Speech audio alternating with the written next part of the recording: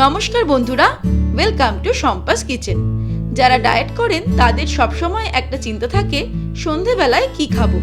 তাদের জন্যেই আজকে নিয়ে এসেছি 2 রকমের চটপটা লোভনীয় জিভে জল আনা চাট রেসিপি।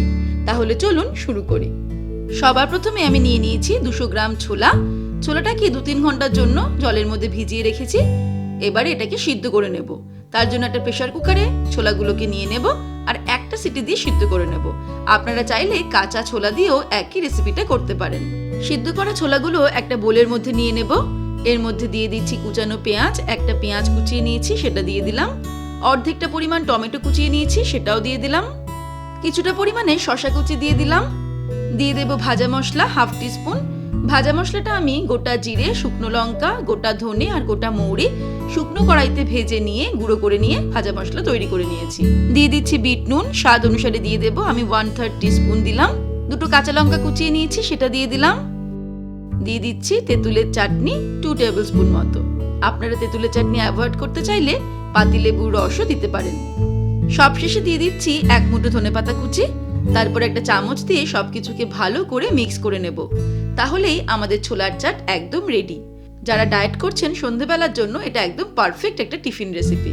এবারে একটা বোলের মধ্যে নিয়ে নেব সুইট কর্ন। এটাকে আমি একটা সিটি দিয়ে সিদ্ধ করে নিয়েছি। এর মধ্যে দিয়ে দিচ্ছি কুচানো শসা,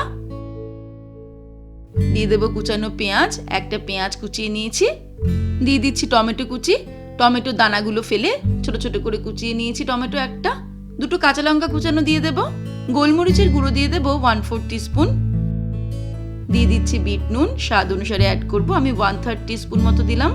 1 মুঠো ধনেপাতা কুচি ছড়িয়ে দেব। আর সবশেষে অ্যাড করব লেবুর রস।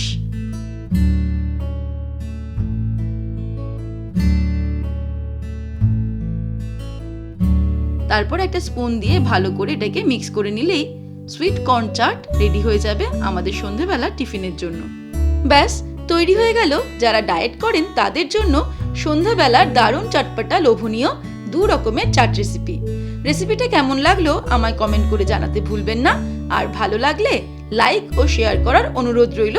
তাহলে আগামী দিনে আরও কিছু ডায়েট রেসিপি নিয়ে হাজির হব। ভালো থাকবেন, সুস্থ থাকবেন। আমি আবার হাজির হব নতুন নতুন রেসিপির সঙ্গে। নমস্কার।